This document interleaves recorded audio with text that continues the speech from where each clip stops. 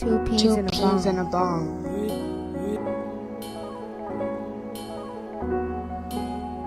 Two peas in a bong. Two peas in a bong.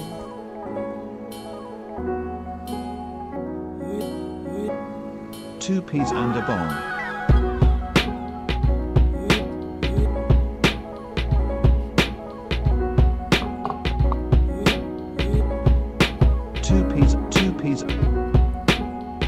Two peas and a bong. Two peas in a bong.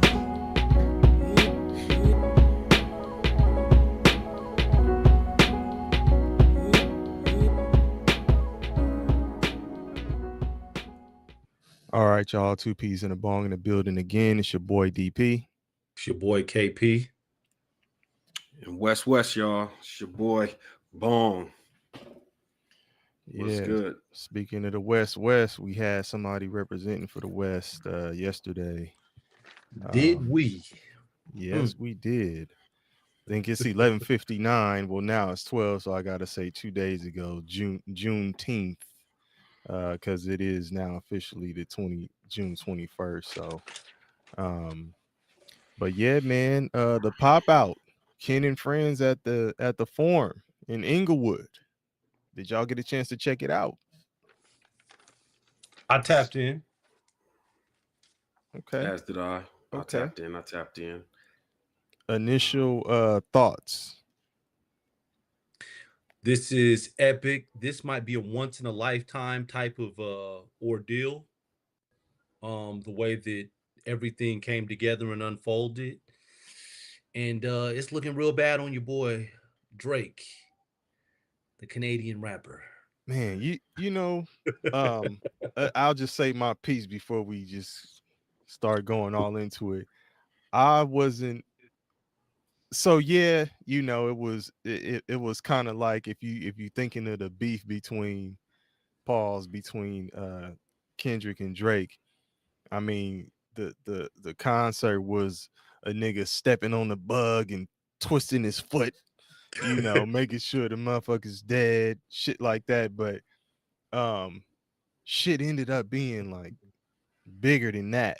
You know what I'm saying? Cause like if you from LA, you know, and even I was sitting with my brother Steve, like you sitting there and it's a bunch of niggas coming out and we talking about Bloods, Crips, you know, niggas from all Hoovers, niggas from all kinds of, you know, all different sets. Like it's, you know, like it became one of them things where, and the picture at the end of it was like, it was a moment, you know what I'm saying? That was bigger than just what's been going on between him and Drake. So, you know, that part, yeah, you know, you got to think about that part because of what has been going on between the two of them. But like the whole thing, it was bigger than that. That shit was dope.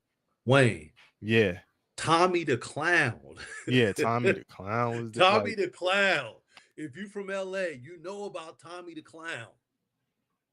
Yeah, that whole thing was dope. And you know, like DJ Head started it off warming it up with bringing out some of the artists that may not be as well known as some of the others, maybe more so, you know, known locally and stuff like that.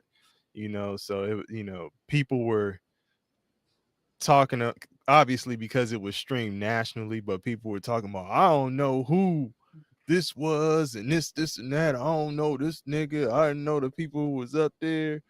And I mean, even if you didn't, the energy was still like it was there. You know what I'm saying? Like in the crowd was vibing with that shit. Like even at the house, nigga, I'm up there like I know I wasn't in there live, but it was still like, man, this shit, like you could tell, like you could tell, but the energy was there. Definitely. Man, I agree. Like Kendrick said it himself, like towards the end of the concert, that it was bigger than like one song or it's bigger than a back and forth. he was very strategic with how, like, with who came up there, right? It was Southern California, West Coast rappers, right? So it was Compton, Los Angeles, Inglewood, Carson, like Long Beach, right? It was he made sure that every single artist, even Tyler, or where's Tyler from? Compton or LA? Tyler the Tyler the Creator. And matter of fact, Uban, when he came out, that was like the first like real When they like got crazy. uproar. Yeah, like Yeah. yeah. But that's how you could tell that it wasn't just hood niggas in there, like, because Tyler the Creator, he actually has a fan base that is, I wouldn't consider them like hip hop heads, right? So that just lets you know the type of crowd that was in there. It was a different crowd, but it allowed a lot of these rappers. I forgot who was saying it, but they were talking about how some of these rappers that were up there have never been.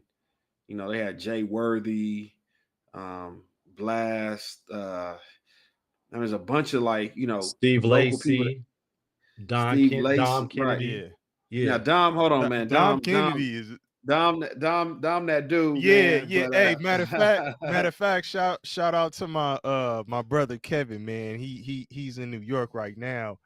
And Dom Kennedy is performing out there, I think on the 12th of next month at the Sony Hall. And I think he's yeah, going to catch the show. He said when he roll out there, he got to run that when I come around. You know what I'm saying? yeah, So yeah, yeah. that And Um, Obama, I wanted to tell you, Tyler the Creator's from Hawthorne, California. yeah. He's from Hawthorne. Hawthorne. Okay. So LA. So All that yeah, shit LA, borders right? it, yeah. Yeah.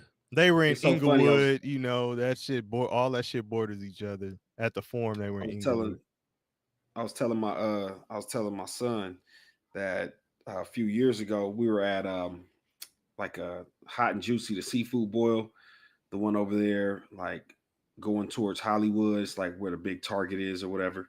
Uh-huh. And we standing out there waiting because they had a wait, and this motherfucker Tyler the Creator is just outside in front of the building just skateboarding, like randomly. It was Oh like probably wow. like a Sunday afternoon.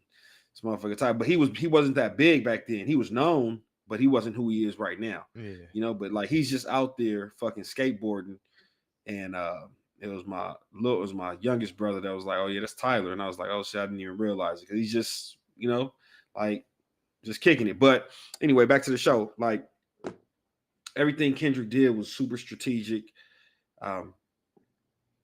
Just all West Coast. He could have gone a couple of ways, right? Like if he wanted to, he could have brought out Metro and Future. Yeah. Yeah. He could have had Metro perform BBL Drizzy, like that would have went. I still think that him and Pusha on the same stage, even though Would I have know been crazy. Pusha was out in Paris for Fashion Week or whatever, but him and Pusha on the same stage, they got songs together. That would have been hard. You know what I'm saying? Y'all could have cooked. Nostalgia. That Right. nostalgia. Damn. Oh my gosh. Oh my gosh. Yeah, that shit would have been crazy. So, but he made sure that he made it all West Coast rappers, Yeah. DJs, and then Niggas like Southern West California. Side Boogie, let's not forget. Nigga Right. don't get enough And credit. Like, and the crazy thing is, DP, it seemed like a majority of people were there, but noticeably the Game wasn't there. man. Hold on. Big Man. Unk. No, true.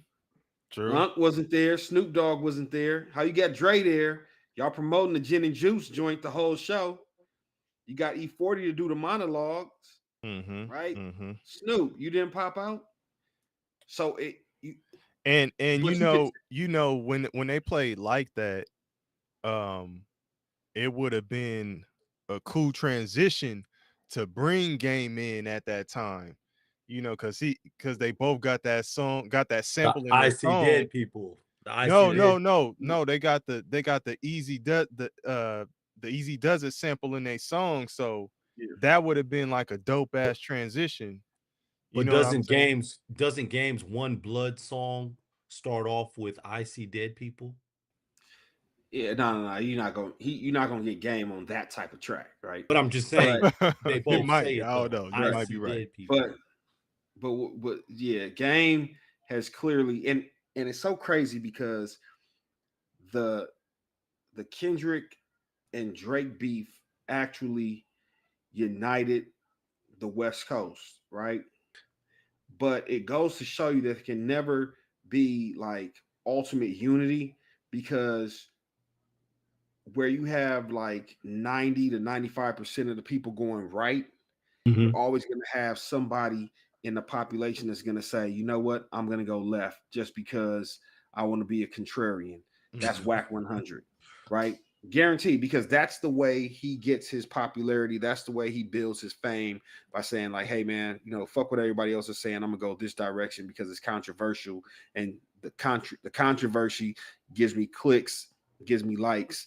And I think that Game is, I don't know if maybe he's hoping on the off chance that he wants to do something that he can get Drake on the project or he can get a feature or something like Yeah. that. He went Because on live today to talk about why he didn't go to the I concert. before you say that, Kevin, because I didn't see what he said I on didn't see live. it either. I Yeah. was thinking like, damn, Yeah, when he gave an when I explanation. saw Dre, I was like, that nigga Game will not be there. Oh You know what I'm yeah, saying? yeah. Like, He be so, talking so greasy. oh man, oh, hey, real quick, man, shout out to James, man, your cousin James, Kevin. Yeah, I told him we was going live Yeah, tonight, what man. up, James? He was actually at the concert yesterday. Oh, Okay, And so he okay, was live and direct. And Eh, James is actually from Compton. yeah, So James was like, when you talk to people from Compton, they will differentiate themselves from LA. Like, no, nigga, we are Compton. yeah, So yeah, he they hey, was do. hyped. No, they listen. do. It's vice versa too. I'm Yeah, from LA. Like I'm not. Nah, nigga, I ain't never claimed Compton. When I was younger, shit, I never went into Compton. no, that's true. Man, Hey, Yeah. listen, real shit, real shit. What divides the east side from the west side in everybody's mind? The the 110 The freeway. 110. 110 The freeway. 110 You know freeway. what I'm saying? Yeah. And nigga, we did not really go Go past. east. Right. We We did didn't not go go east east of of that Fig. 110, And nigga. I'm on the east side. So for me, it's weird because it's like Compton and Watts are neighboring cities. But you came to the west when you Yeah. came to Crenshaw, so Yeah. that's how well, That's me the and that's the Ubang been knowing each other since Yeah, kindergarten. But since when Kevin, kindergarten. when you came to DP was literally my first friend. vice versa, you know what I'm saying? Like, yeah, real shit. But Oh Kevin, shit.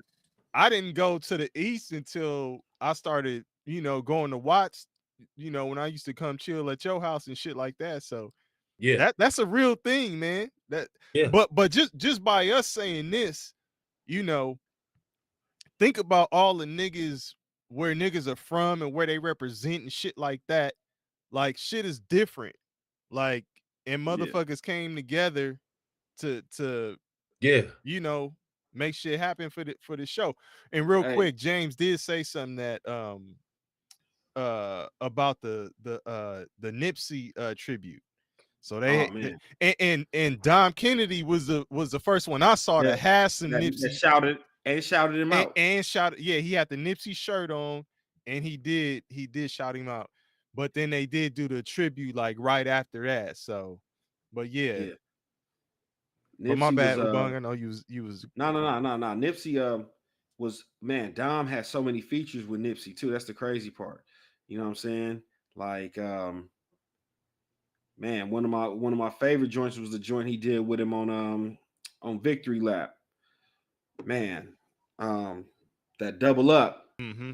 Yeah. That shit. So And that's one of had my favorites, he bro. and had he been here, I'm speaking of Nipsey, he's the one who probably would have done something like this. Cause Yeah, I mean, Absolutely. nigga, he knew Absolutely. so many people, was cool with so many people. You know what Yeah. I'm saying? Like even Kevin personally, with Rashad. You know what Yeah. I'm saying? Like, shout out to Rashad, man. Yeah. What's Hey, what's so Rashad's what is it? It's Mafia Murray, right? Yeah. The Mafia Murray. yeah. Yeah. Go check out Mafia Murray's music, man. hey, I'll say this, Another man. That Watts representative. And that y'all didn't picture. mention J Rock, man. Shout out to J Yeah, Rock, a J Watts Rock. dude.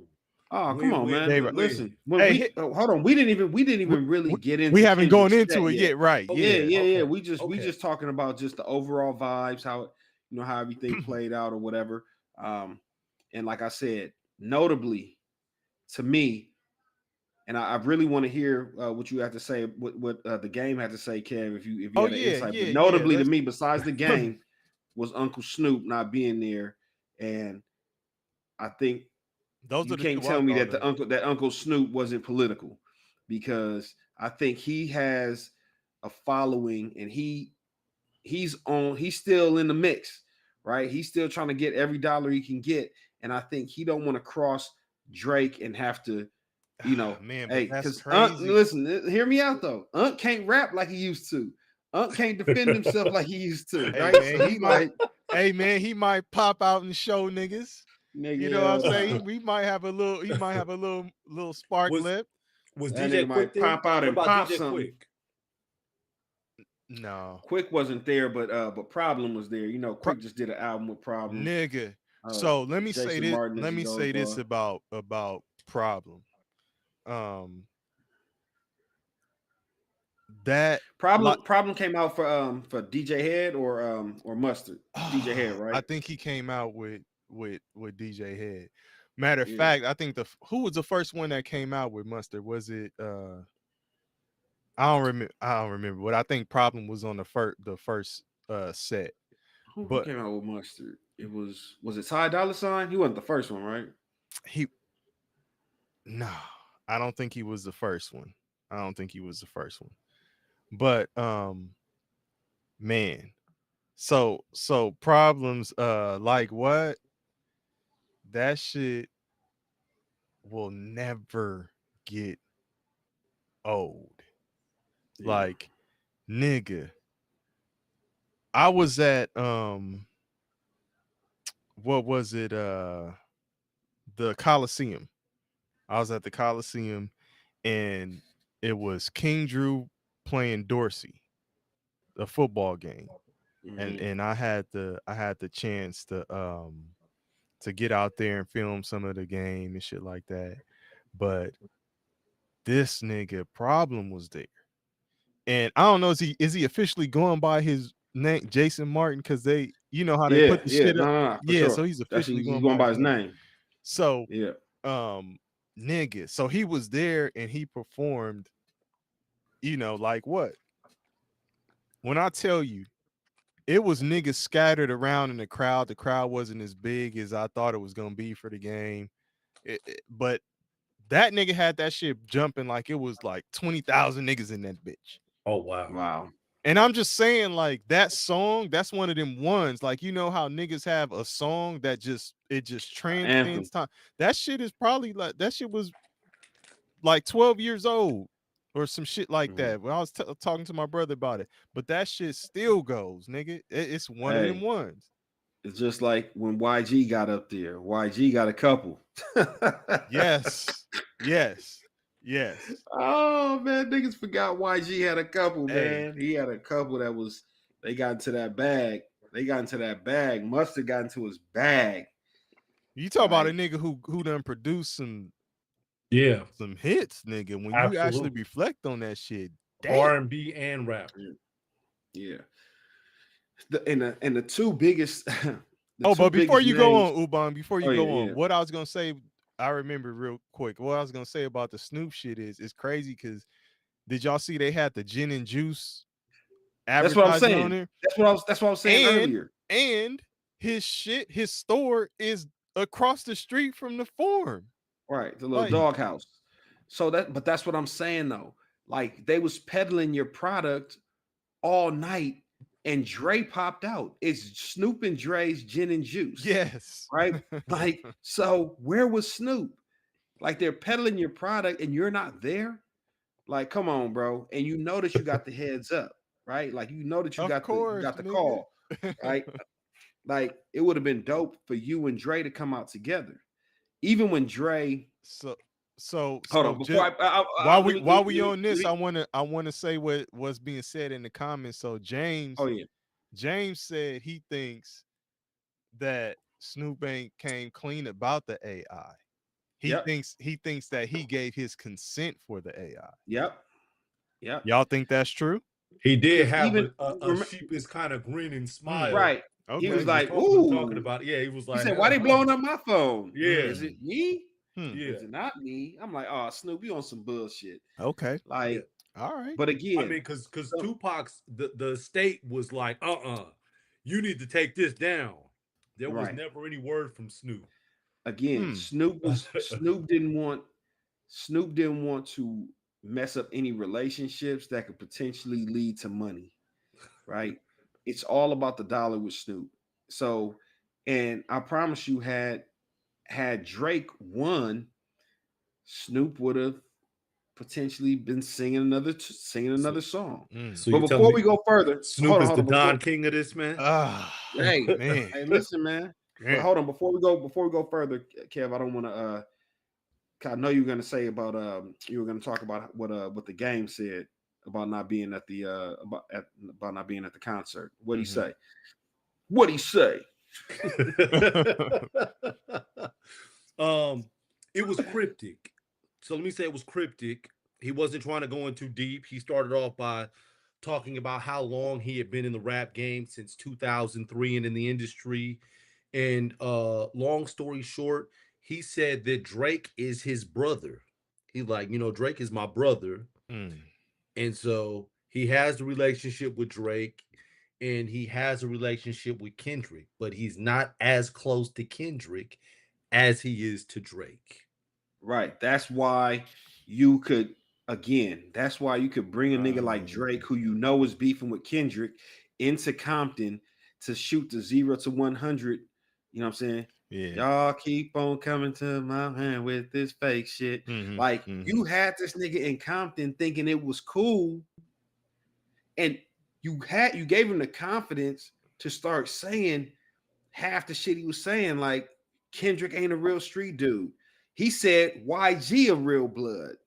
Yeah, but Kendrick said, hold on, no, I got you. Sometimes you gotta pop out and show niggas. Hold on, YG. Let me holler at you, my nigga. Like, it's so crazy. Like, you know what I'm saying? He talked about how Chris Brown is really like, what are you talking about, bro? Like, this dude is certified, and you tried to discredit him just like with the goofy shit. And that's what I'm saying. Like, Game, you picked your side, you just to save face in the city that you're from. You can't go all in the way 50 Cent went all in, right? 50 Cent went all in. Man. Yeah. And because Game is from Compton, he can't go all in with the, oh yeah, I fuck with Drake. But if he could, he would, because I think the people that are siding with Drake is not really like true friendships. It's like, hey, Kendrick is having this moment. Kendrick will ultimately go back into his hole, and we won't see him for like 4 or 5 years.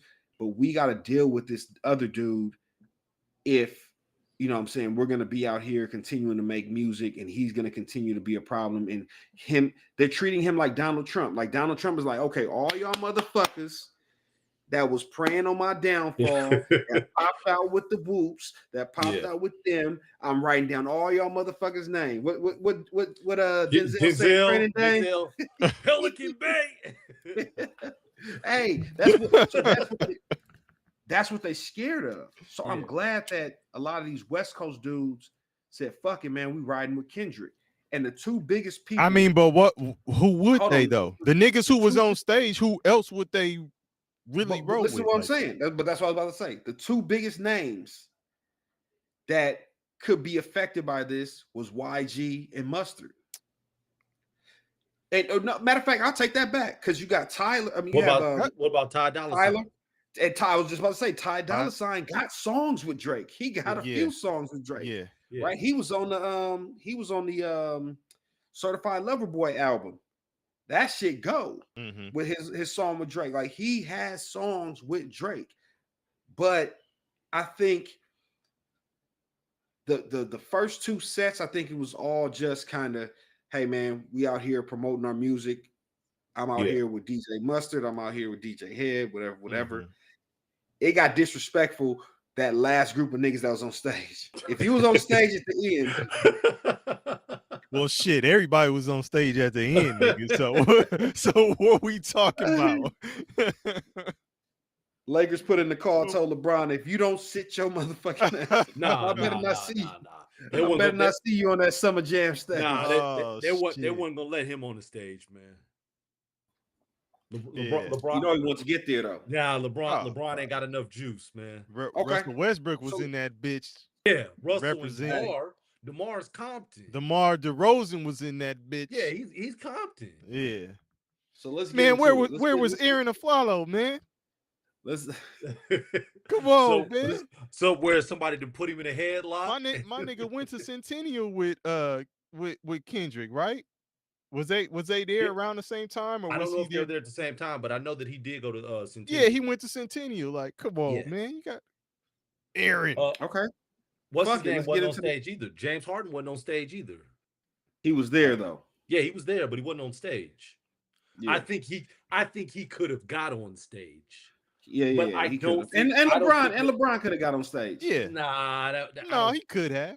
It was already treason. It was already to be there, being in the building to be there. And you see, they only flashed him one time. Like they glanced past LeBron one time. I said, "Oh shit!" Hey, that nigga gave Prime the right. Like, don't get me. He said, as soon as Kendrick come on, nigga, do not pan that camera this way. Shit. I'm telling you. I'm like, damn. They show LeBron one time for like half a second, right? But, man. I want to get into the was that LeBron or LaShawn James? Who was that? Like, I want to get into the actual Kendrick joint. What's wild was Northwest was there, right? And Kanye's daughter. Yeah, and Northwest is singing the part only a minor. So you got a minor singing a minor. Nigga, right. Have you seen all the videos of all the kids singing that shit? That's what I'm saying. Let's get into the actual Kendrick performance, right? Let's get into it. Hey man, he was vibing with J-Rock from Jump when he got up there. That shit was like, nah, hold on. I feel you can't. Hold on. My bad. What Kendrick came out and hit him with Euphoria right off the top. Oh, like, yeah. Okay, my bad. The vibes came later. My bad. I'm still thinking about the niggas who was coming out. But yeah, you absolutely right. The Euphoria joint. Nigga. Kendrick comes out and lets you know what type of night it's gonna be. And everybody knew the motherfucking words to that motherfucking song, nigga. Yep. That shit was crazy. He comes out to Euphoria. Everybody singing that shit. I said, damn, bro. Like, you already know what time it is. And the cool thing about Kendrick, he kind of threw 616 in LA. He threw it in there. But remember, he couldn't get the clearance on that. He couldn't get the clearance from Al Green's estate. No, Al Green's still alive, right? He couldn't get the clearance from Al Green on that. So that one never made it to streaming platform. Because if you really want to be real, I think that was the best one. To me, I think Euphoria was the best one. Ah, man, Euphoria is cool for sure. I was going over it with my boy. I was going over it with Dizzle, my boy Ron. Right? Shout out to Ron. Detroit. What did Ron say? In the building. What did Ron say? We were talking. So he hit me. He called me after the show. I'm driving back from Palm Springs back to Inglewood, and he called me like, "Yo, like that's crazy." So we started talking about it. And remember, in Euphoria, he starts off with the Teddy P sample, Yeah. the Teddy Pendergrass sample. Okay.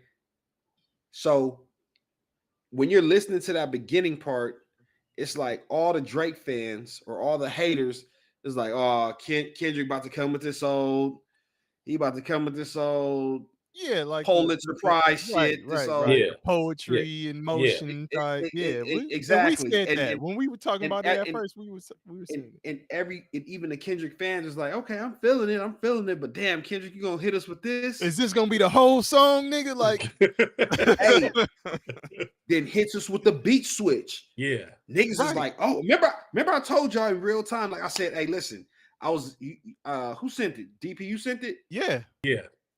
So DP sends it to the group chat. I'm listening to the shit driving to work, but I'm listening to it on my phone. So I'm listening to the first part, like, okay, I'm feeling you, Kendrick. As soon as the beat came on, the second beat came on, I said, hold on, I gotta plug this up to the car speakers. Yeah. Like, yeah. nigga, hold on, man. Let's rewind. Like, he gave y'all, like, it was bars, man. I think 616 in LA didn't get the traction because it never got to streaming platforms. I understand that. And I mean, if you want to talk about the impact because of the streaming platforms and shit like that, I get it in that sense. But I'm talking about like just the vibe and the spitting and all that shit. Like even and I know Not Like Us is just a different kind of animal. You know what I'm saying? It's a bop. You know what I'm saying? But Kendrick got on 616 in LA spitting. The first part of it was just, nigga, listen to this shit. I ain't even, I'm going to get to you later. Doubles and triples. I'm going to get to you later, but check this shit out real quick. Let me remind you niggas, you know, how I do this, why I do this. This is who I am. And then bam, here we go.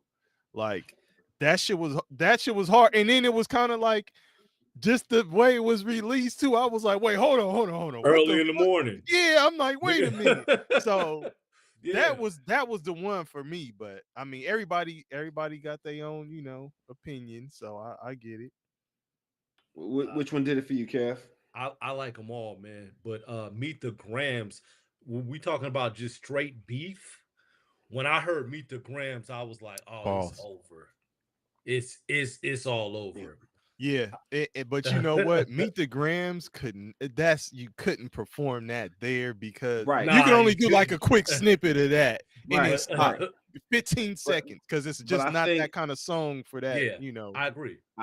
And I think that he knew that because even when he played 616 in LA, a lot of the crowd they weren't singing it word for word like they did with Euphoria. No, like they ultimately did with You're They right. Not Like Us. So you knew he wasn't going to come out with Meet the Grams, right? They showed a matter of fact, Ubang, real quick. Alchemist. Real quick. He only did the first part of 616 in LA, right? Because that's when Ab-Soul was up there with him, and then he just like stopped it after his like the introductory verse. He just stopped. Yeah. So you're right. Because it wasn't getting the same, you know what I'm saying? And Kendrick knows, like, okay, we're gonna pivot off of it. They had Alchemist was playing at some club. I don't know if he was in LA or if he was in Vegas or where he was, but it's his beat, right? So he played it in the club, and I'm like, Alchemist, why the fuck would you do like George Blair in the I'm sorry, y'all. I know I keep saying shit. GB in the building. He said real hip hop nigga here. 616. I know. 616. That's the sound engineer. I'm gonna tell you about my boy George, man. He was the first person to put me on to Drake. He was the first person to put me on to Drake. So we used to work together, and this is back when CDs was popping. George had niggas was burning shit off of Napster. I don't know what he was burning it off of, but at any given time, his first joint. At any given time, George had 100 CDs, and he would just every week he just shoot me a CD like, "Hey, check this artist out," or "Check this person out." He's the person that turned me on to Drake. Okay. Before I knew what Drake looked like, I was like, "Oh yeah, bro, hard." Oh tough. yeah. It wasn't until like probably like a year later, I was like, this dude, that's who I've been She watching. said before I knew This. what Drake looked like. But hey, no, but you know, and I think, you know, now people are so like turned off by Drake that niggas try and discredit like his body of work. Yeah. But Drake, No, he got some shit. Like, I he got some mean, shit.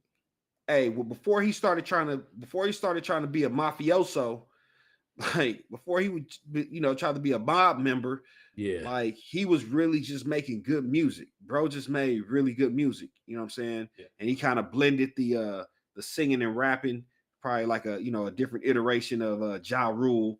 No, You know what I'm no, saying? it was more so he took it to another level of Trey songs. Because it was no, because they wanted him to go into the direction of Trey songs, but he was like, nah, I'm a rapper. Because Drake can't really sing. Like Trey Songz is like really a singer. Drake just like had the like, okay, you kind of got the corny hold the tune, you know. Yeah. You can kind of, you know, I say he's better than Ja Rule, though. That nigga Ja No. Rule I'm just saying. But Ja Rule's but he's a Hold singing, on, come on, man. but he's a singing type Yeah, rapper. like but we can't again. That's what I'm saying. Like niggas 50 the made niggas think that Ja Rule was just some bullshit. Like, no, Ja Rule had hits. But I'm thinking the crazy thing is 50 Cent got songs where he's got singing, a singing type melody but shit too.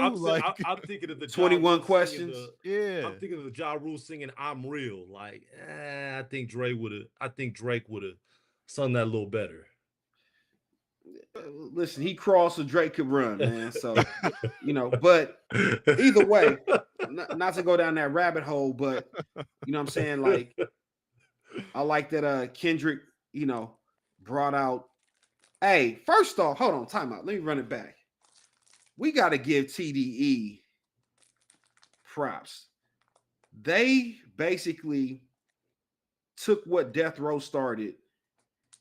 They're like a better version of Death Row. If you think about all the artists, right? So you had the first artist was J Rock. J Rock, yeah. The first artist was J Rock. Then it was and he had like what? How many mixtapes before they really J-Rock? Yeah, he had a grip of like mixtapes before they. So it was J Rock. Mm-hmm. Then it was Kendrick. Mm-hmm. Schoolboy Q was the hype man for Kendrick. He was Kendrick's hype man. He wasn't even rapping.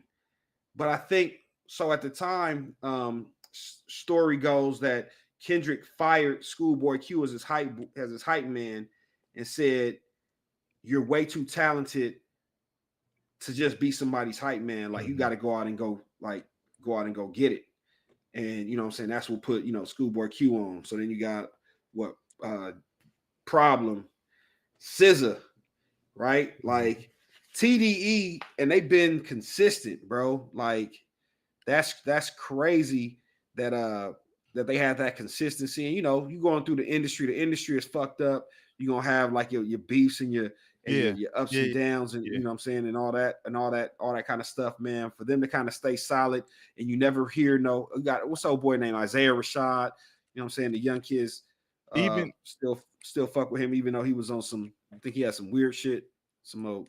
Yeah, I mean, like Baca, even if Baca, he had some weird shit. Even if they had beef within their own, you know, their own, it stayed in house. Yeah, exactly, and like, you know what I'm saying? Like, it was cool to see, like, even though they never really put out a project like that, but you know, the Black Hippie crew was up there. At one point, you know what I'm saying? It was. And shout out to Ab-Soul. I don't know if y'all knew that fucking ridiculous, but he tried to commit suicide. Yeah. He tried to commit suicide. Nigga jumped off the freeway, a freeway overpass. Yes. And I think he shattered landed on every bone in his landed on the car, shattered every bone in both from his waist down or some shit like that. Yeah. They had to put this nigga back together like Humpty Dumpty, nigga. But and then he released the album. But you know his ex-girlfriend, that's what she committed suicide. Mm, oh wow, mm. Yeah, his damn, ex-girlfriend did. Yeah. that's crazy. So Oh, but real quick, George said Drake, just kind of backing up. Drake was a hip hop dude. Spitting over Ninth Wonder and Jay Dilla beats. Yep. Absolutely. Yeah, like, yeah, that type of vibe. Like, But when he got on, George, he didn't bring them niggas. He didn't bring them niggas along with him, right? So, yeah. Hey, And but he said, Pop Out Ken, that nigga, flat out. And yeah, Black Hippie was for the optics. yeah, no, for sure. Okay. It would have been nice to see them niggas really, put and it out though. SZA was in attendance. She came in disguise.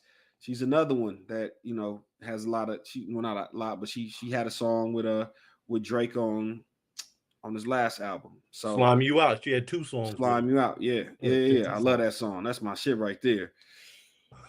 Damn, she talked greasy about a nigga. His dick was in 3rd place. I said, that was horrible. Yeah. Hey, he said you call it what you call George, man? What you call George on the regular? G sleeves. Hey, George, do we have permission to all call you G sleeves, man? Nah, that's He that would have ain't some heard history. that shit in years. He ain't heard you call him George in years. Like, George, nigga, what? I ain't called that man sleeves. He in my phone is sleeves, man. My nigga was a sleaze ball. My nigga was this nigga, hey, Kevin, hey. We'll tell the story off. We'll tell the story off air. But yeah, man. But all in all, man, I was really feeling that Kendrick shit. The energy was amazing. And then when he got into so he started with Euphoria, then he got into some of his just regular classic shit, right? That's what made it like super cool. A lot of shit that niggas knew. He didn't, I don't think he played anything off Mr. Morale, the Big Steppers, right? That shit's more of an artsy, it's more of an artsy album. But them niggas would have probably been word for word with some of that shit too. Like, honestly, yeah. My favorite joint on there with him is the joint with him and Kendrick, him and Kodak. Who knew? Why you keep fucking with me? You gon' make me jump out my skin. Yeah, that shit right there. But I anyway, like the one where he's talking about how he smashed the white girl at Palisades. This nigga,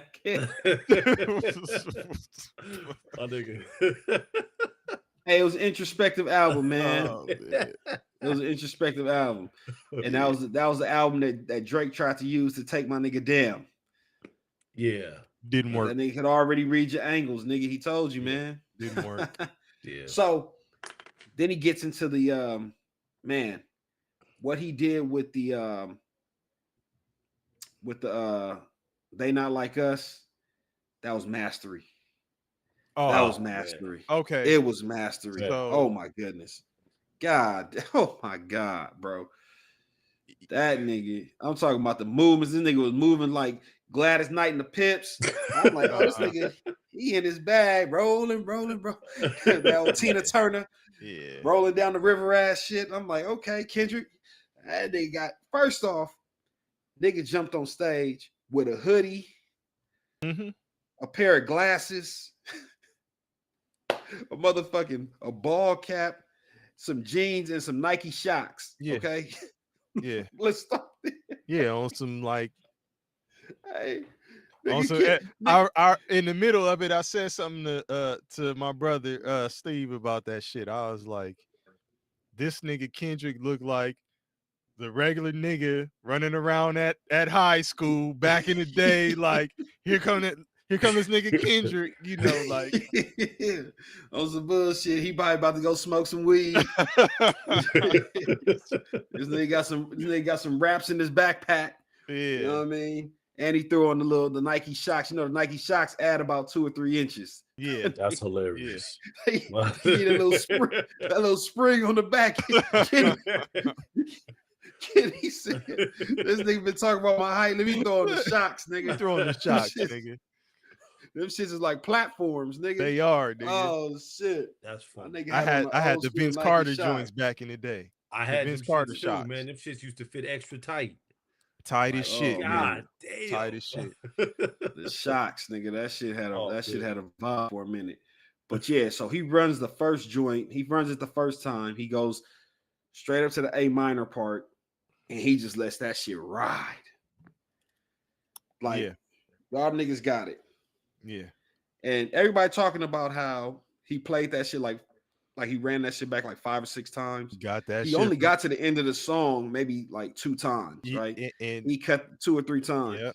Yep. And I don't know if y'all noticed this how you know the verses are so fresh. He hasn't really had a chance to really like Practice. commit all those shits to memory. Yeah. Uh-huh. The nigga kept fucking up on the Atlanta part. Yeah. You not a what you're So- the colonizer part? Yeah. Yeah. So by the time yeah. he got to like the third time saying it, he just gets to that part and be like, yeah. Right. Hey, that's all right. Cause the motherfucking crowd knew that shit word for word, nigga. They knew that shit word Oh, for word. shit. Hey, and And the then he fact, start giving niggas dab. He forgetting the word. Like, oh, nigga, Hey, son, nigga, hey, but like, where the nigga- but you know what? What was dope about that though is like he was giving niggas that, but he would get back on track Mhm. with it though. Like Yes, he sir. never Yes, really sir. lost his place. Yeah, So yeah, it was yeah. cool. But remember when and shout out to my brother Steve again on this. Remember when Kanye and Jay-Z kept running niggas in Paris back? Yeah, yeah. That was kind of like that same type of deal. So they probably talked about that shit. Like, You nigga, we got gonna run to. this shit It's back. but it's plenty of artists. Travis does it. I'm sure I've never been to a Drake show, but I'm sure at a point in time, if he had some shit, maybe if he was touring when Back to Back was out, he probably ran that shit back 5 or 6 times. You get what I'm Nigga, this saying? was It's OD like encores. shit. This is how it's supposed to be. Yeah, no, I'm If, saying if like and, this is hey, and niggas got charged up every single every time time. from the top. From Hey, the top. hey, Oh, hey, ooh, did you hear that nigga? Kendrick still had the mic at the end, nigga, when they were all walking off stage and they Yeah. played it again, and that nigga was still Oh yeah, hell yeah. We going to the back. Like, nigga, run that shit back. And then supposedly, I don't know how true this is. They supposed to be shooting the video for it this weekend in Compton. So I heard. Mm. Yeah. So, y'all ain't even seen the worst of it yet. He just hit y'all. And then, oh man, the epic picture. That shit was to pimp a butterfly, 2.0, right? Hey, niggas in front of the White House type shit. was James in the building? Yeah, that's what Kev Okay. said. So James is saying that he kept it PG. He wasn't really saying nigga a lot. If you watch, he said he was letting the crowd, scream it for him. Yeah. And again, he also said that the 6/16 was Pac's birthday as well. Yeah. And And remember he threw the new one line in there. Said if he gives him back Pac's ring, what I'm saying, he'll get a little respect for Drake. Remember he threw that and I think that was the first line when in Euphoria. He added that. That was new. Like he threw that in there. Was that was the cross Tupac's chain? I heard some shit like it was either the same design or whatever, or it was one that he actually wore before. I should have looked that shit up before we started talking about this shit, but I heard something like it may have been one of his or something like that, but it might have been. But yeah, man, he Hey, he really did that, bro. Respect to him. And then to have at the end of the man, I seen so much color up there. But it was Yeah. predominantly Bloods, Pyrus, because obviously that's who he rolled with. Niggas was up there who was stomping too, Who was stomping, crib schoolboy, walking, Yeah. his man. Tommy the Clown, like Big Boy from Power 106. Yeah. boy showed up too. Yeah, that's true. Yeah. Big Boy was out there. He brought the city out. And the fucked up thing about it is they could have done it bigger. Like, I don't know what venue. I'd say maybe SoFi holds what? How many? Because that was 20,000 in the forum. Yeah, shit. But I Beyonce guess did so far. But I guess it might have been more symbolic, right? Like because this it's is in the forum and it's yeah. the forum. The forum is synonymous with LA. That's before crypto or Staples or whatever you want to call it. Absolutely. This That's is the the OG original spot. forum, right? If you're from LA, if you grew up, you know what I'm saying, in the 80s or the 90s, everybody remember the fucking forum. Shit, nigga, I was born like blocks away from the motherfucking forum. You feel me? So, yeah. Like, so it's like, nah, let's do it at the forum. It's the nostalgia. That's what I'm saying. Like, everything was meticulously crafted, right? And there were teams, and they were talking about how, which your boy G Sleaze alluded to. He said that it was for weeks. He was real strategic. Yeah. Oh, absolutely. Oh, did you hear me? Go, you went out. Go ahead. Yeah, but I was saying how this was like super strategic, right? Every move he made. And they were practicing this, like rehearsing for weeks, right? And having all the gangs come together, different sets. You know what I'm saying? Everybody out there, G Perico, right? Yeah. You heard him calling him a couple times, G Perico.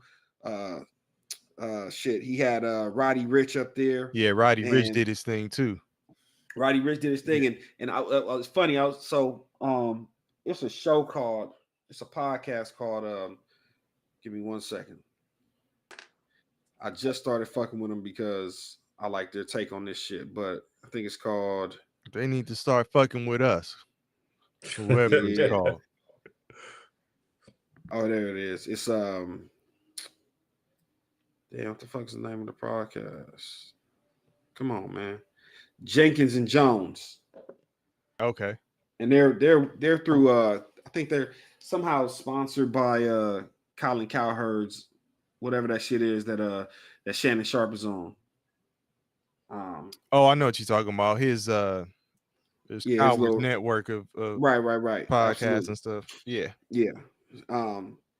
And you know what I'm saying, they were talking about it and how like that shit was like, damn, I lost my train of thought, but fuck it, I'll come back to it. But you know what I'm saying, like, you got all these different sections, you got all these different niggas, and to get them all up there, man, with no issues, and then you didn't really hear about any issues after the fact, right? Because sometimes the shit is all love and peaceful in the venue, but when you come outside, it's like now niggas is tripping, you know. But I just think that shit was super dope, man, that they were able to pull that off. And the only thing that really pisses me off is that I think it could have been bigger if they would have found a bigger venue, the Rose Bowl. I think they could have packed the fucking Rose Bowl. The Rose Bowl is what, like 100,000? But it's not LA. I understand. Hey, how big is that Bank of California over in downtown, like close to downtown? Yeah, where the sports arena used to be. Man, that shit, that's the soccer joint. And that's outdoors. That shit would have been like, they had the potential. You talking about where the women play? No. The women's soccer team. You're not talking about that? No, they might. Do they play there? Yeah. Okay. Yeah. I thought it was the not the Galaxy, but it's like a black and gold team. Yeah, they play there too. Yeah. The women's soccer team plays there, and they had a game on Wednesday night. Oh, okay. Yeah, the women actually had a game that night. Yeah.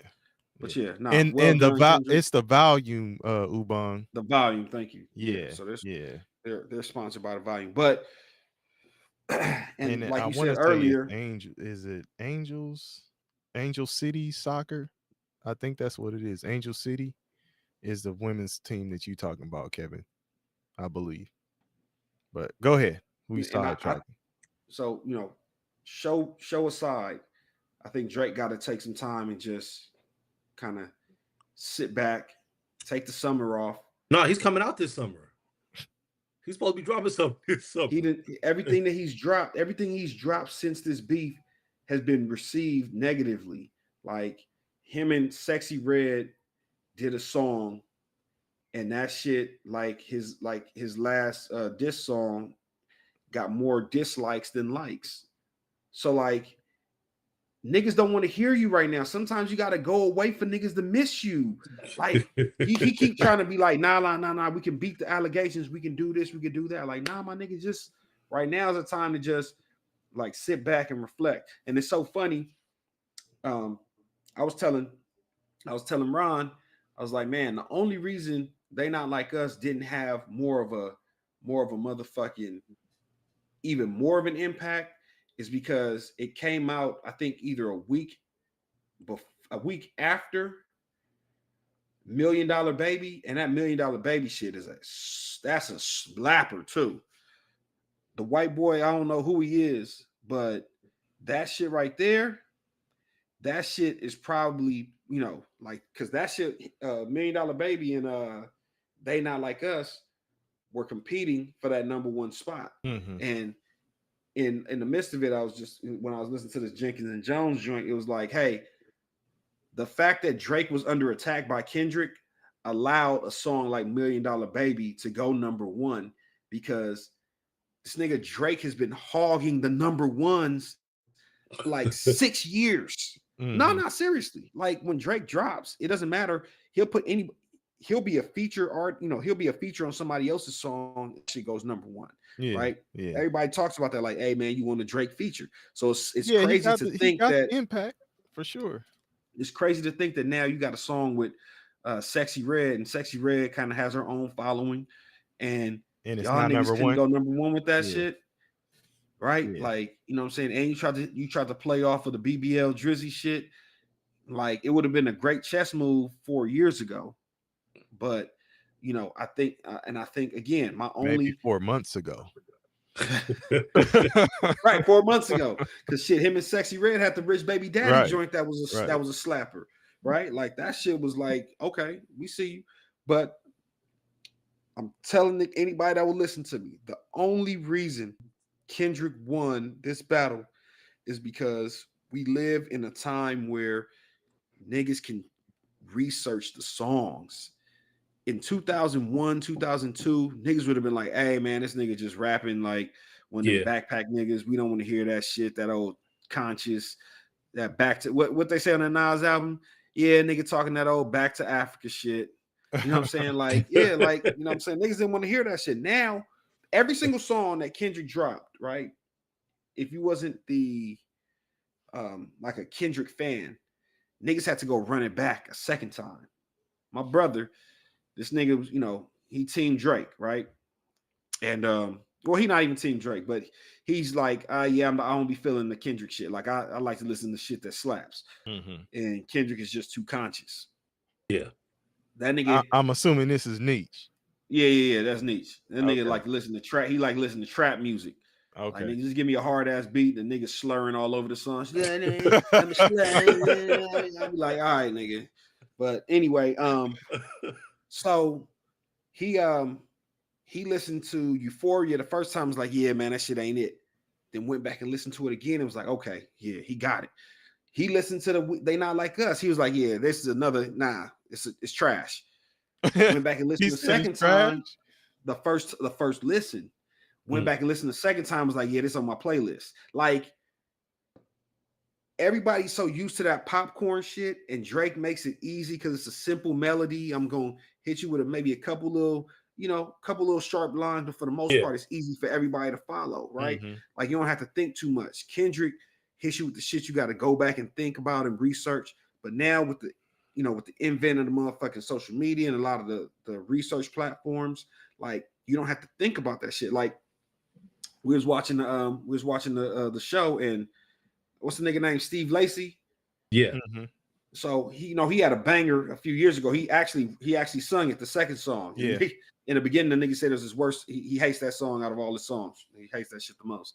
Which is funny. But the first song he sang,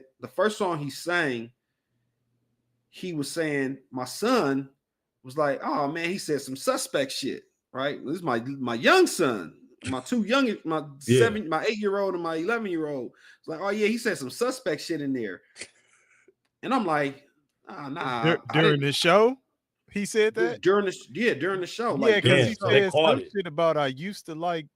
Yeah, something I'm about tired of boys. boys. He want to go some get a shit bitch. like He that. want to go get a bitch because he tired of boys. Yeah, or some shit. yeah. And I'm like, I don't think he said that shit. Yeah, Nah, we just looked he it up did. and like, no, he did. He said it. Oh wow. You know what I'm saying? But the kids was like, oh, I'm gonna give y'all the PG version. He like, oh, that's suspect, and I'm just like, hey, each his own, man. Y'all motherfuckers be liking these, Oh shit.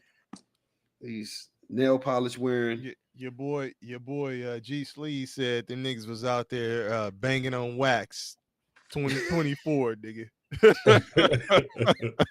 Hey, that shit looked like it was so volatile on stage. Oh, like, man, shit. one nigga say the wrong thing, one nigga call somebody a crab, or it's gonna get ugly.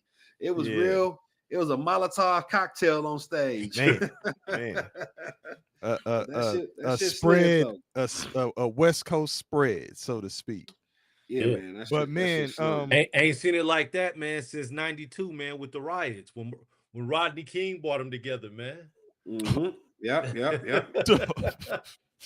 Yep. Oh man, keeping it West Coast, man. West Coast. Let's talk about y'all squad. It still is a Laker town, and they were in the Forum. That's where the Lakers used to, hoop. Inglewood is known as the city of champions. You know what I'm saying? And now, you have the Lakers who have made some moves. We'll get to the most recent move. We'll get to the most recent move in a minute, but what I want to really get y'all's take on is, does LeBron James have the Lakers handcuffed? Kev, where you want to go, man? Nigga, not handcuffed. Okay, let's say handcuffed, feet cuffed, arms twisted, hog tied, nigga. Pulling their fingers. Got the apple in the nigga's mouth. Right. Got on some 50 Shades of Grey type shit. Dude, fucking Lakers, man. These niggas y'all want to see him hostage. Do y'all want to see him resign, or y'all want to see him? I told you we should let this nigga walk. Let this nigga walk. Let him go chase a championship. I think him and Golden State with Steph Curry would have been a hell of a duo with whatever they could put around them, and them niggas could contend for a championship because Steph is just a stone cold shooter. LeBron can still get downhill, nigga can still rebound, and he's still one of the greatest passers in the game. But the way the Lakers are constructed, him and AD, as good as they are, LeBron isn't impactful enough, and AD isn't consistent enough because we ask so much of him, right? We ask AD to be the primary scorer, to be the anchor in the defense, and the nigga be an Iron Man, right? We need you to play 81 games, hold on, man. And LeBron, you could come out and give us 30. It's the most selfish 30 you'll ever see. This nigga LeBron to have a fucking 38-8 game, and that shit'd be selfish as fuck. Nah, nigga, none of that shit was impactful. None of it, bro. You dribbled the air out of the fucking ball and gave Anthony Davis a couple of alley-oops, padded your stats. It's the hustle points. My nigga LeBron getting them Cedric Ceballos points. Getting these rebounds and putbacks. Oh man, it ain't to that degree. I've seen a couple games, man, where he's got some Cedric Ceballos points and rebound stats. I'm gonna say what you. disagree with some of the stuff you're saying, Ubon. We can't trade this nigga because we're in too deep. We can't. No. We don't need to. We could just. No, I'm hell saying yeah, we can. We're in too He's deep. a free agent. Right. But That's I'm what I was saying- about He's to a say. free Like agent. he's the one who can decide whether he's got an option, right? Yes, he does. Excuse me. We can't let him leave. We're in too deep. We've invested too much into this guy. Nigga, We've we given are him playing- everything. That's why I'm asking you. That's why I'm asking you guys. Does he have the franchise handcuffed at this point? Yes. Is it a matter of you want to, as Laker fans, do you want to see him there? Do you think they're better off with him there, or do you think they're better off if he just decides, fuck you, man, I'm gonna go somewhere else? They're better off if they let him walk and they just start over. Right? At some point, you're gonna have to. I agree. You have I agree to. with that. We are better off if he's gone. We're not better off right away. We're gonna be better off down the line. We're treating this nigga like he's Kobe, and that nigga was not. Let's get this straight. This nigga's not. I think it's worse than that. I think to the Lakers. To the Lakers, he's not Kobe. He'll never be Kobe. Kobe was with us for 20 years. Okay, one franchise. And we did this nigga a disservice in his prime, putting this nigga with people like Slava Chris Mims. Yeah. Fucking DJ Banga. What was the nigga that came over into Miami? What was the nigga that came over into Miami trade with the braids, with the dreads? Brian something.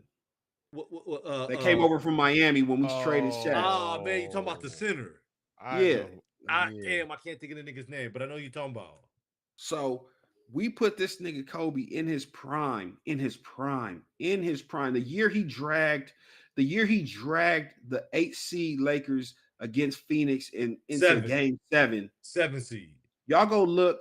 There was a 7. Yeah. Y'all go look at who this nigga's teammates was. This nigga was literally putting niggas on his back and telling these niggas, just come along for the ride, nigga. I'll give y'all niggas 40 a night. And even when he tore his Achilles, the shit that ultimately ended his career, he was never the same. Yeah, man, they was running that nigga ragged. They was riding this nigga like a rented mule, nigga, in the desert. Like I'm talking about, this nigga was in the desert, 103 degrees. Yes. He had a young, who I thought was in his prime, Dwight Howard, or somewhere in his prime, Dwight Howard. Kobe Bryant was playing the most minutes per game on the team, and he was the oldest nigga on the team. Yeah. Like, I remember watching a game against New Orleans when they were playing I think they were the Hornets Pelicans. At that point. No, I think they might have been the Hornets still at that point. Okay, they still had CP3. Yeah, but I remember seeing it. They like had to come from behind. They were down like 16, and it was toward the end of the season. And I'm like, this nigga Kobe can't sustain this. Nope. This is too much. This is way too much. And shortly after, nigga, as we're trying to make a push to make it into the playoffs, he ruptures his Achilles. All that to say, that nigga got sweat equity with the team. And by the way, Brian Grant is the center you were talking about. Brian Grant. But he had 20 years of sweat equity, nigga, from when we remember this nigga on a first camera phone in the parking lot in the mall in Orange County, telling niggas to trade him. Like, get me the fuck out of here. Speaking of sweat equity, Kevin, where did you meet the nigga? I met him at Southwest College. Right. When they used to practice there, right? Practice at Southwest College, yeah. So, hey, but how many years has LeBron been there at this No, hold on. Now? Hear me out. So Kobe, when they gave this nigga the farewell package, where it was like 2 or 3 years and paid that nigga like $40 million a year at the time, something crazy, he had earned every fucking dollar. And he was still filling the stands. People were still pulling up to see this nigga play. He earned that, right? And I was willing to live through that, through the back end of his career as a fan of Kobe and as a fan of the Lakers. LeBron James is a hired gun. This nigga is a mercenary. No. He goes to the highest bidder, right? Hey, he the nigga that's the arms dealer in the evil arms dealer in the movie, right? Like, Who's nigga, this not nigga. doing that though? No, no, At no. this What I'm point, saying is, so if that's the game, when we have maximized whatever services you can offer us, my nigga, let's not hold on and treat him like a nigga that's been family this whole time. This nigga's not family. how This long nigga has is he a been there? this At nigga this been point, couch surfing. This nigga been couch surfing for 5, 6 years. how long? Get your bum ass off the couch and How go get a long job, has he nigga. been a Laker? I don't give a fuck. Not No, long no, enough. but I just want to Kevin And, Nigajowski. and Can you tell us how long LeBron James has been a Laker? I'd say 6 I years, thought it was 5. I was going 5 years, but let's 5 or 6, no more than 6. No more than 6. Okay. see. Let's But see. Yeah, all that let's to see, say, because we may be 1, 2, 3, 4, 5. No, he's been there 6 years. okay. 6. Yeah, Okay. 6 years. So Yeah. he's been there 6 years, right?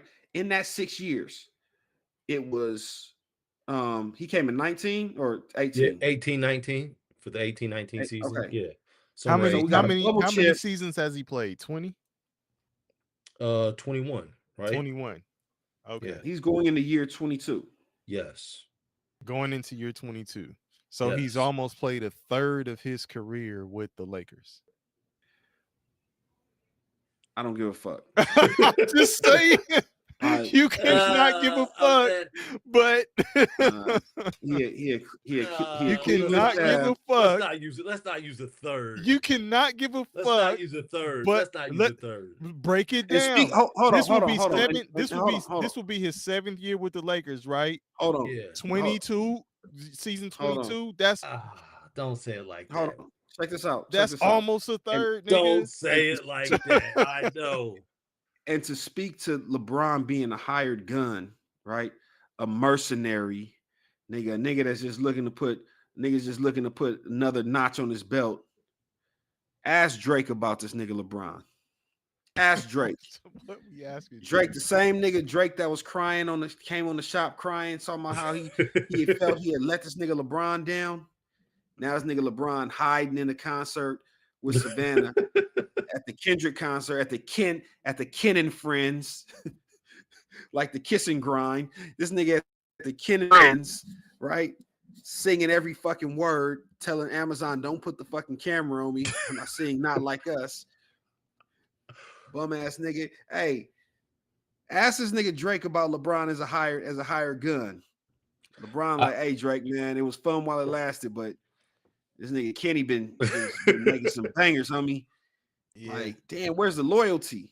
Well, Where's the loyalty, LeBron? I mean, there was another time where LeBron was in the club dancing to Not Like Us. He was next to Daylight. Yeah, of course. So my thing is the Lakers are treating themselves like, man, I hate to use like a battered woman syndrome or whatever, but yeah, these niggas is acting So it's like an abuse. So it's an abusive relationship. You're saying? it's not even that. It's like a broad with low self-esteem or a guy. And I mean, I'm not even gonna put a gender on it. That's letting They the treat person themselves like they use got them. So low he's self-esteem, right? Like, damn, nigga, have some self-respect. Like, man, you gonna let this motherfucker walk all over you? he took y'all back to Title Town. Y'all don't respect the bubble title. No, I do I respect. respect every chip. I respect it. Okay. I respect every chip. So But yeah. what I'm saying is that nigga been holding that little bubble chip over your head for 4 years. Ever since that nigga, we've been playing, missed the playoffs, playing. Well, Like, let me say this though. Now, last year we did get swept, but we did make it to the Western Conference Championship. In the past 2 years, we've only finals, lost not to one team. championship. We've only lost to one team in the playoffs in the past 2 years. That's the Denver Nuggets. So I hear you on that. I'm looking at it though, like, and that's just because that's how the seeding played out. And it's Hey, man, no, it's listen, also You trying to because tell me that we these will- niggas was gonna go if they didn't get matched up against the Denver Nuggets? yeah. listen, I'm telling you, the last 2 years they've only lost to the Denver Nuggets. You was Now, the same nigga talking about you wanted them to get matched up against the Denver Nuggets. I No, did. no. I said No, I'm If a talking match- to KP yeah, right but, now but I because felt he and- absolutely and said I that felt shit. like, and I'll say this, and I felt like in watching the game, there were some winnable games that could have went the other way. Let's not make it seem like the Denver Nuggets just spanked them. They beat them. but I they were- didn't say that. You but there led were- with the only Yeah, team that but- beat them was the Denver Nuggets. Okay. Yes, and You was in talking two of about those letting games, niggas get and two of matched those up against the Denver victories- Nuggets. In 2 of those victories, they came down to buzzer beaters. 2 of those victories. Yeah. Man, tough stuff. Okay. What are we saying? I'm saying I'm that they saying actually that had a I'm chance to saying beat that them. the reason that it came down to buzzer beaters in both of those games is because LeBron James ran out of gas in both of those games. Nigga shot a 3 that was long. I think he left a layup short in the other one. Like, oh, LeBron had his fingerprints all over. He had his dirty ass, black ass fingerprints all over the losses. Nah, man. So fuck wait, that. so That's what I'm saying. look, I'm just going off of the energy right now. Get Let me just younger, let- get let- younger. let It's me- a young man's game. Let me revisit what you saying though, KP. Yeah.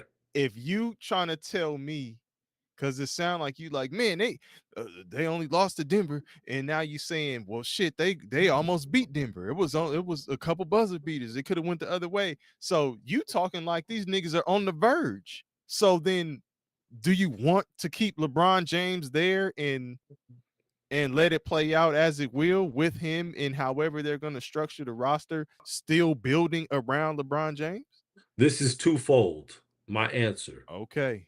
So, I thought that they were making progress in these past couple years with Darvin Ham. However, coaches don't last under LeBron. So now we have a new coach coming in that Which is the change we gonna get to, but go Yeah, on ahead. Let's get into it. they got which he got the blessing of LeBron. So we don't know how the Lakers are going to be. We don't know if they're going to take a step backwards And who is he? to go forward. Who is he? His His name podcast is buddy. Jonathan Clay Reddick. JJ. And we ain't talking Jonathan. dynamite, nigga. Jonathan. But Last time this okay, nigga so- LeBron put his buddy on. Hold on, Kev.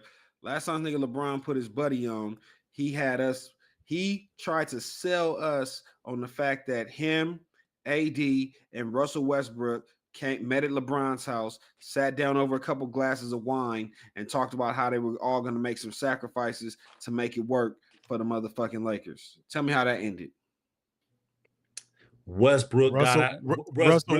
Westbrook was a part of the Ken and Fran situation. Getting busy. That's how it played out, nigga. Man, my man hit the bricks. Oh shit. But no, looking at it though, like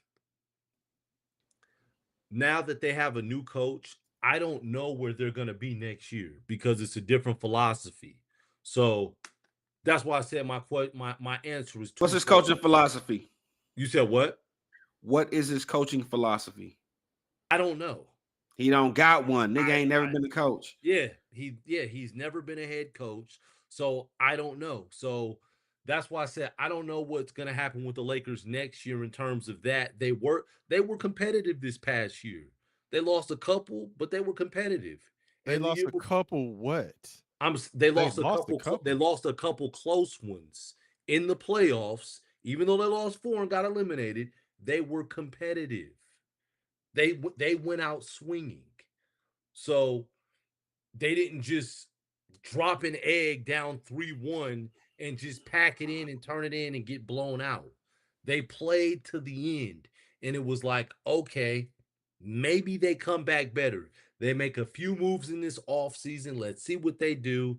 But no, that's not the kind of move that they're trying to make. They're trying This to make nigga a Kevin move. still going around this Yeah, bush, nigga. they're trying to make a move to bring Bronny in to complement LeBron and make history. So the Lakers aren't interested in being contenders. They're interested in making history. That's the problem I have right now. Okay, I'm gonna ask the question again then, because you didn't answer.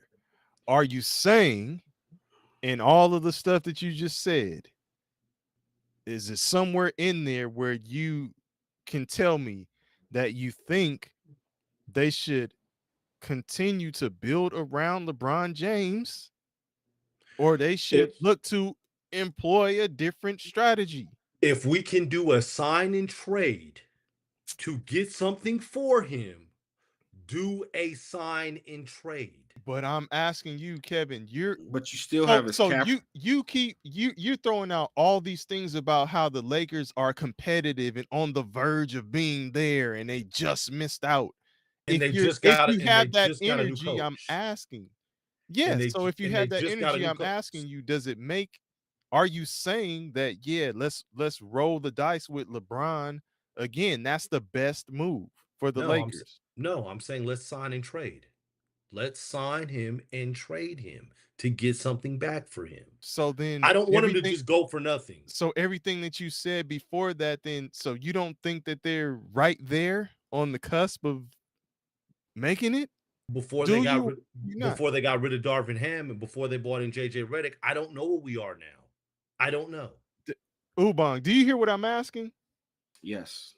Cause to me it sounds like he's saying the Lakers are right there, or they were I right there. I'm They saying not. they were close, So but do you They see have what to I'm get. saying? they They have got to rid get. of Darvin Ham. Listen. I don't know Stop. where the Lakers are now. Stop. Darvin Ham was mistake number one. I don't Okay. think Now so. I don't even think it was mistake number one, but he I was don't one of many mistakes. How I about don't that? I I don't don't think He know if was so. they one. really gave him a first off, I don't know if they gave him the respect that a head coach should LeBron was deserve. taking the clipboard from Darvin Ham in huddles and drawing up his own plays. No respect from your star player. You're not going to get the respect of the rest of the team, right? They So were saying now, no respect from not just the stars, but role players. The again, let me ask Reeves you, it was and Reddish and hold on, it triggers it all rolls downhill. So if LeBron James, top of the food chain, apex predator, is showing his coach a sign of disrespect. I don't respect you. When we get in the huddles, I'll draw up the play. When you start talking in the huddles, I'm going to be off to the side because you can't be talking to me. You're not even on my level. What do you think it does to the other team, to his other teammates? They feed off their energy. Like LeBron. LeBron probably in practice talking crazy about that nigga in the locker room and everything. So now they go back and they're like, hey, D Ham, shut the fuck up. So, but what do you expect is going to happen when he brings in his podcast buddy? The first sign of adversity, do you respect me or did you just bring me on because we vibe well during the podcast? Right? Like that's where you have to. LeBron needs when he was at his best, he was in Miami. When he was in Miami, Pat Riley took a no bullshit approach with LeBron James. And when his time came to leave, Pat Riley didn't start crying. He didn't beg him. Come on. Remember how Dan Gilbert wrote the letter? Like the Eminem. he turned in the stand. Right. He turned it. Dan Gilbert turned in the stand when LeBron was ready to leave. When LeBron told Pat Riley he was ready to leave, and he did it in a fucked up way, and he heard it from Rich Paul. He didn't even hear it from LeBron. Pat Riley was like, "Fuck this nigga, get your ass out of here." Like we not like bowing down to you and kissing the ring and doing all that little goofy shit you want us to do. Lakers catch this motherfucker 7 years later, or not 7 years later, because he was only in Cleveland for what, 3 years, 3 or 4 years. So Lakers catch this nigga 5 years later, and all of a sudden we treating this nigga like he prime Kobe. Like, no, LeBron, what do you want? Do you want us to bring on Bronny?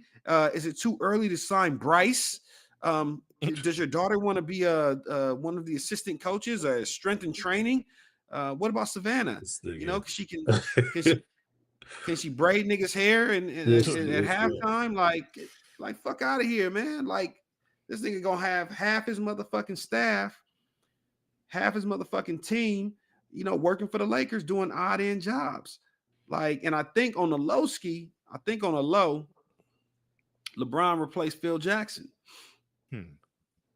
Yeah, he been piping down Genie. Oh, damn. That's if you ask me. Whoa. Okay. Well, Yeah. in recent years, and I'll say going back to Mark Jackson, because he was 2011. So what is that?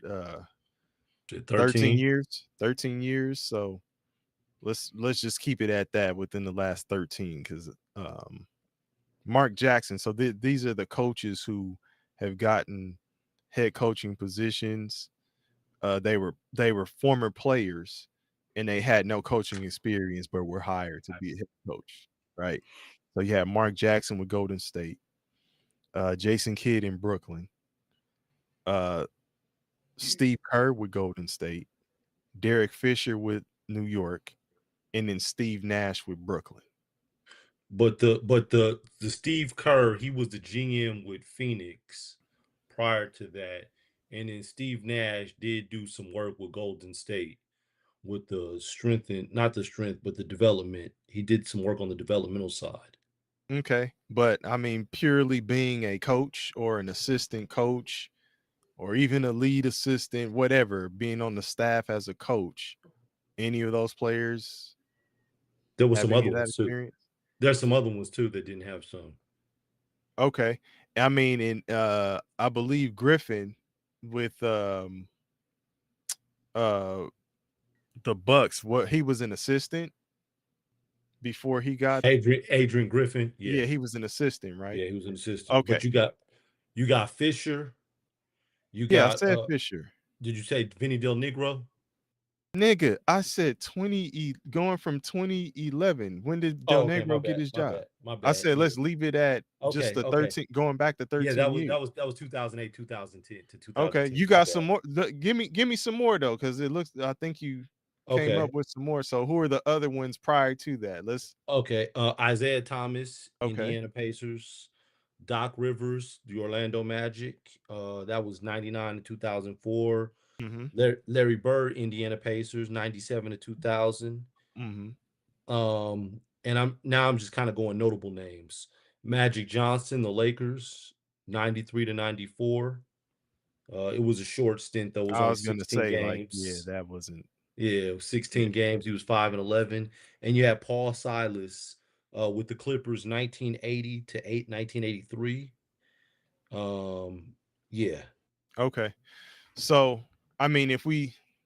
And then player coach, what's his name? Bill Russell, player coach, Boston Celtics. Nah, fuck all that. Let's talk about the last 10, 15 years. Yeah. So Mark Jackson. Niggas going to Wilt Chamberlain and Mark Jack. That's why I was saying, like, I mean, but I didn't want to just not let you. What JJ gonna do? Yeah, like is he gonna have success? Do you think off just right off the rip? Because you know, let's compare him to some of those guys like a Steve Nash, Jason Kidd, you know, even Derek Fisher. Like, I don't know. I'm asking y'all. You guys are the Lakers fans. You know what I'm saying? The Lakers fans. So, do y'all think that it's a good move? Do you think JJ Redick is gonna do his thing? Like, the thing is that most of these guys that were first-time coaches were point guards, so they're already coaches kind of on the court.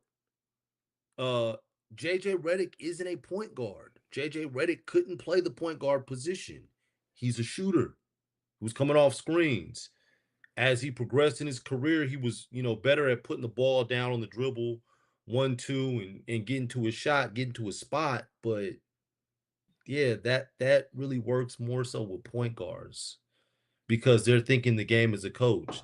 So I don't see him having success within the first year. Hmm. And I don't know how much time they give him. Maybe they give him 3 years. I don't know. I get this nigga to about December before LeBron started taking his own little rest days. So you saying LeBron is coming back? Yeah, this is part of the move, and Okay. Bronny's coming too. Like the Lakers is literally LeBron gave him a list of things. Hey man, you want me back, you dirty bitch? I need all these things right here, and then we can talk. Oh, And the Lakers, like the dirty bitch they are, like, okay, LeBron, sure thing. But I still like, I know how you like, those starbursts in your locker. So we got plenty of bags of starburst for you.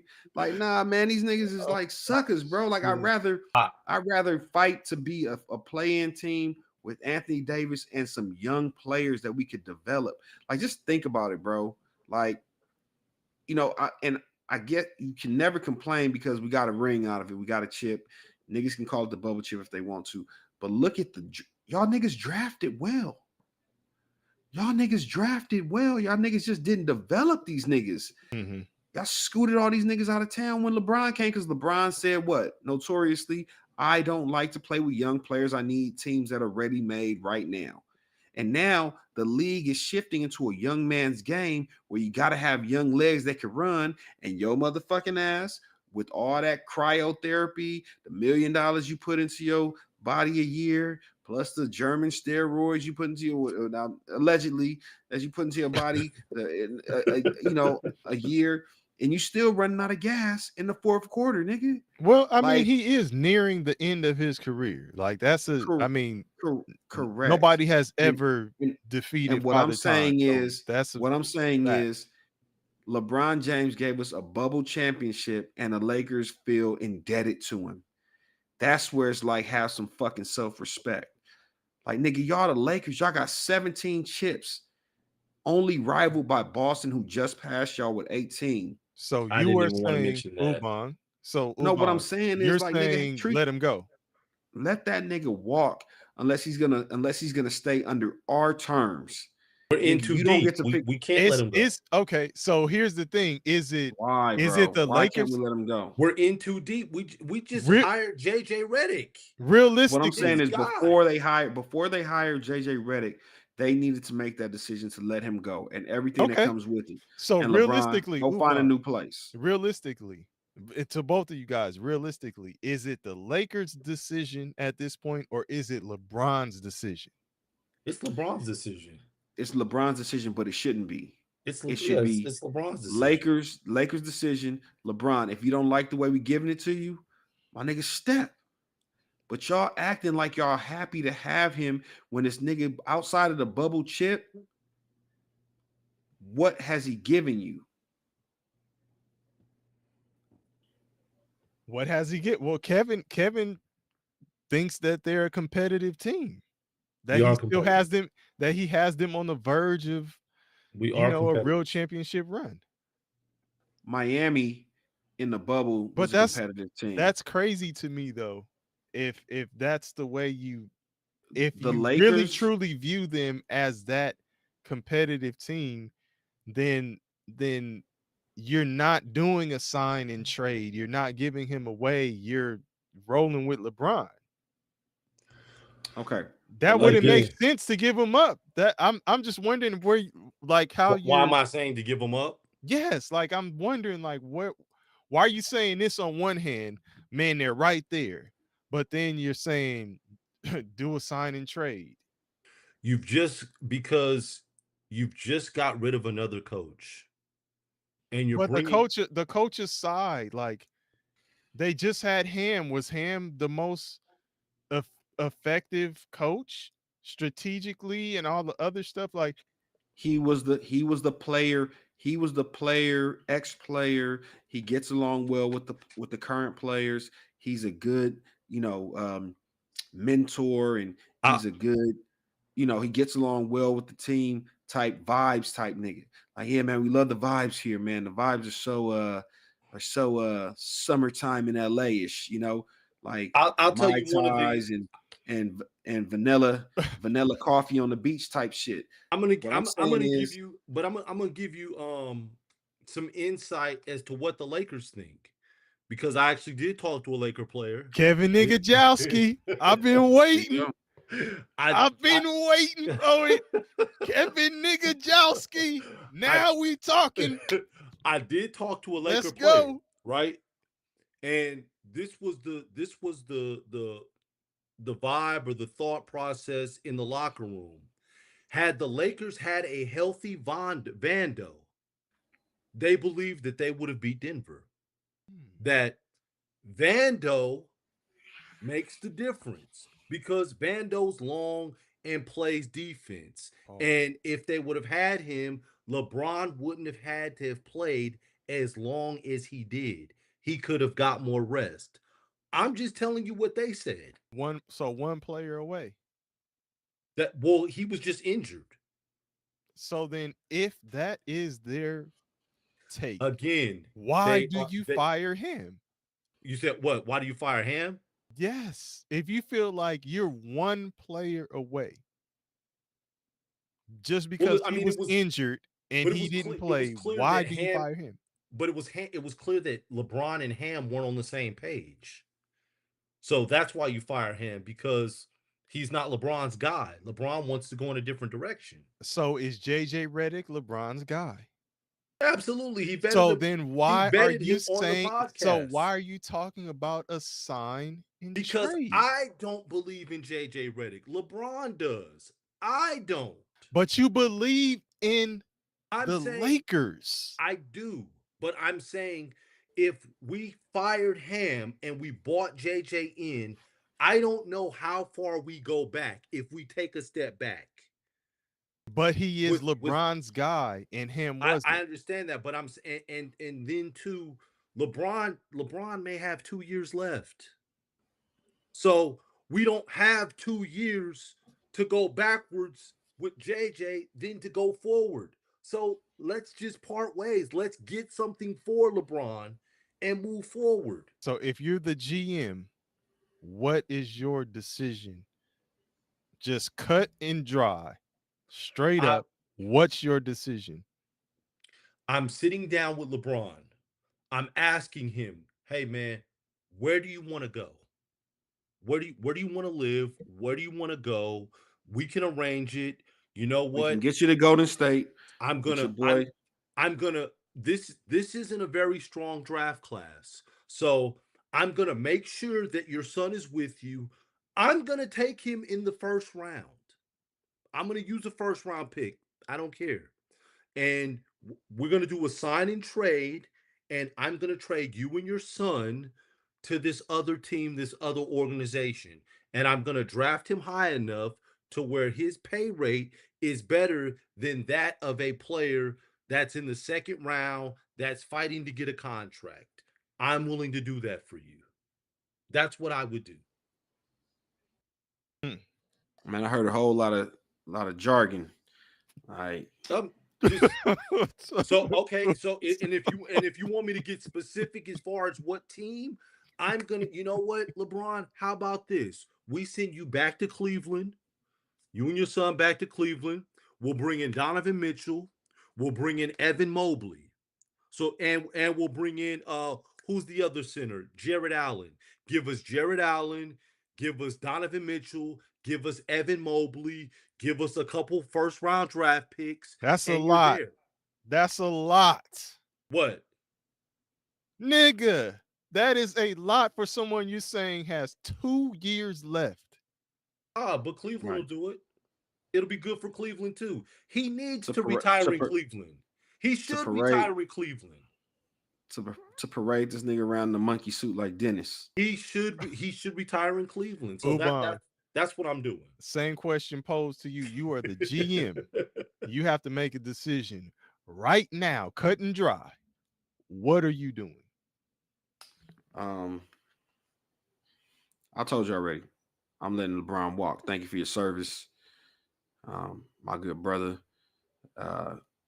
Take a couple of marathon t-shirts on your way out the door, and you know, just, nigga, Godspeed wherever you go. Like I'd love to see Bron again in Golden State with Steph. But I just don't want to see him with the Lakers because I don't believe that he's earned the right to be seen as this mythical character that just keeps getting better with age. Like, no, this nigga, watching this nigga play Denver literally reminds me of the beginning of Kobe's demise. And they were playing teams like Golden State. They were playing teams like the Thunder, Oklahoma City Thunder. Yeah, the Thunder. And the young Thundercats, these young niggas was running our old ass out the gym. And that's what type of team we are with LeBron. Like, LeBron will have spurts where he looks amazing, but then this nigga's falling asleep and a nigga going backdoor on him. Nigga LeBron gets backdoored like 3-4 times a game, easy. Oh. And then we'll look and point at another nigga like why did Austin Reeves, right?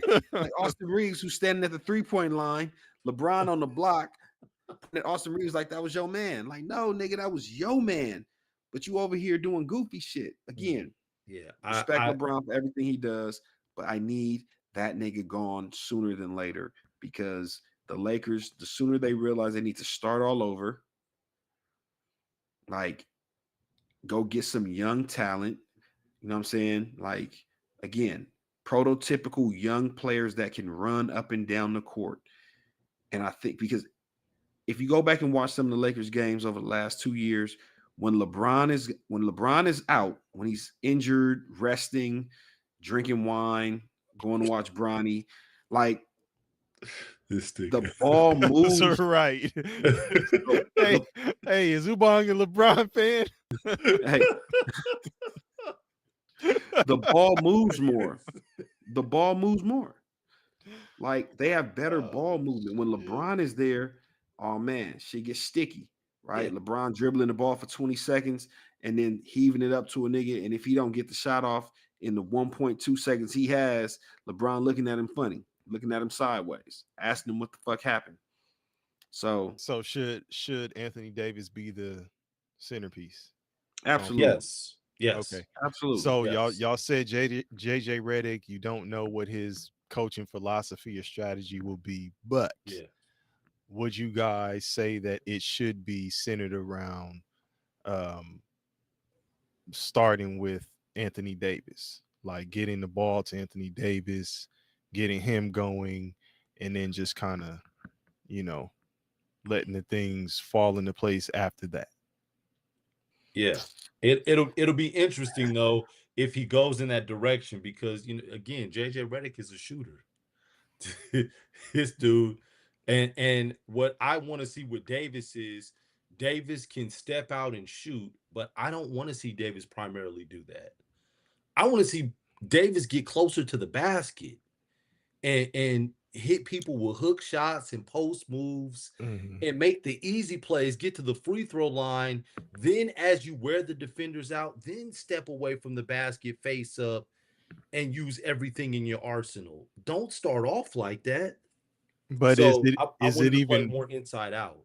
Is it even realistic to think that they will do that though, or that he will do that, given that him and LeBron were on this podcast and already had this this rapport and all of that stuff? Do you think that it's even realistic that he would do anything other than build around LeBron as the centerpiece? Yeah, he can't, because you got to go with LeBron because you can't bite the hand that feeds you. He got him the job. Yeah. And nigga JJ Redick signed the contract in blood. Like I think LeBron already got his nigga all the rules. Nigga, I call the timeouts. I draw up the out of bounds plays. Nigga, JJ Redick is basically a fucking assistant coach. Will they have a winning season? Highly doubt it. Kevin? Winning season? I'm sitting here thinking, I'm like, damn, okay, 82 games. This nigga got to break down Games carried one to buy. Yeah. I think they have a winning season. I don't know if they get into the playoffs. So Okay. they could conceivably go, 42-40, and that's a winning season, but not making it to the playoffs. They'll go over. I believe they'll go over 500. Okay. We'll So see. last question in. Who is the real king of LA right now? Who's the king of LA? King Kunta. Oh, it's Kendrick Oh, yeah. Lamar. Kung It's Fu Ken- Kenny. You can't be the king of LA and not be from LA. Like, come on, man.